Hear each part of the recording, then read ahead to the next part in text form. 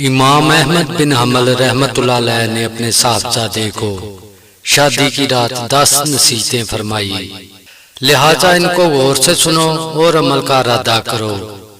یہ عورتیں تمہاری توجہ چاہتی ہیں اور یہ چاہتی ہیں کہ تم ان سے واضح الفاظ میں محبت کا اظہار کرتے رہو، لہٰذا وقتاً فوقتاً اپنی بیوی کو اپنی محبت کا احساس دلاتے رہو اور واضح الفاظ میں اس کو بتاؤ کہ وہ تمہارے لیے کس قدر اہم اور محبوب ہے۔ اس گمان میں نہ رہو کہ وہ خود سمجھ جائے گی۔ رشتوں کو اظہار کی ضرورت ہمیشہ رہتی ہے۔ یاد رکھو اگر تم نے اس اظہار میں کنجوسی سے کام لیا تو تم دونوں کے درمیان ایک تلخ دراڑ آ جائے گی جو وقت کے ساتھ بڑھتی رہے گی اور محبت کو ختم کر دے گی۔ عورتوں کو سخت مزاج اور ضرورت سے زیادہ محتاط مردوں سے کوفت ہوتی ہے، لیکن وہ نرم مزاج مرد کا فائدہ بھی اٹھانا جانتی ہے، لہٰذا ان دونوں صفات میں اعتدال سے کام لینا تاکہ گھر میں توازن قائم رہے اور تم دونوں کو ذہنی سکون حاصل ہو۔ عورتیں اپنے شوہر سے وہی توقع رکھتی ہیں جو شوہر اپنی بیوی سے رکھتا ہے، یعنی عزت، محبت بھری باتیں، ظاہری جمال، صاف ستھرا لباس اور خوشبودار جسم، لہٰذا ہمیشہ اس کا خیال رکھنا۔ یاد رکھو گھر کی چار دیواری عورت کی سلطنت ہے، جب وہ وہاں ہوتی ہے تو گویا اپنی مملکت کے تخت پر بیٹھی ہوتی ہے۔ اس کی اس سلطنت میں بے جا مداخلت ہرگز نہ کرنا اور اس کا تخت چھیننے کی کوشش نہ کرنا۔ جس حد تک ممکن ہو گھر کے معاملات اس کے سپرد کرنا اور اس میں اس کو آزادی دینا۔ ہر بیوی اپنے شوہر سے محبت کرنا چاہتی ہے، لیکن یاد رکھو اس کے اپنے ماں باپ، بہن بھائی اور دیگر گھر والے بھی ہیں جن سے وہ لا تعلق نہیں ہو سکتی اور نہ ہی اس سے ایسی توقع جائز ہے، لہذا کبھی بھی اپنے اور اس کے گھر والوں کے درمیان مقابلے کی صورت پیدا نہ ہونے دینا، کیونکہ اگر اس نے مجبوراً تمہاری خاطر اپنے گھر والوں کو چھوڑ بھی دیا تب بھی وہ بے چین رہے گی اور یہ بے چینی بالآخر تم سے دور کر دے گی۔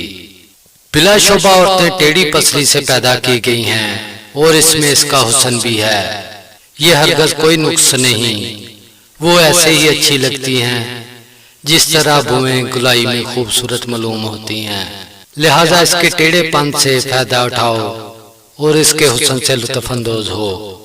اگر کبھی اس کی کوئی بات ناگوار بھی لگے تو اس کے ساتھ سختی اور تلخی سے اس کو سیدھا کرنے کی کوشش نہ کرو، ورنہ وہ ٹوٹ جائے گی اور اس کا ٹوٹنا بالآخر طلاق تک نوبت لے جائے گا۔ اس کے ساتھ ایسا بھی نہ کرنا کہ اس کی ہر غلط اور بے جا بات مانتے ہی چلے جاؤ، ورنہ وہ مغرور ہو جائے گی جو اس کے اپنے ہی لیے نقصان دہ ہے۔ لہذا معتدل مزاج رہنا اور حکمت سے معاملات کو چلانا۔ شوہر کی ناقدری اور ناشکری اکثر عورتوں کی فطرت میں ہوتی ہے۔ اگر ساری عمر بھی اس پر نوازشیں کرتے رہو لیکن کبھی کوئی کمی رہ گئی تو وہ یہی کہے گی تم نے میری کون سی بات آج تک سنی ہے۔ لہٰذا اس کی اس فطرت سے زیادہ پریشان مت ہونا اور نہ ہی اس کی وجہ سے اس سے محبت میں کمی کرنا۔ یہ ایک چھوٹا سا عیب ہے اس کے اندر، لیکن اس کے مقابلے میں اس کے اندر بے شمار خوبیاں بھی ہیں، بس تم اس پر نظر رکھنا، اللہ کی بندی سمجھ کر اس سے محبت کرتے رہنا اور حقوق ادا کرتے رہنا۔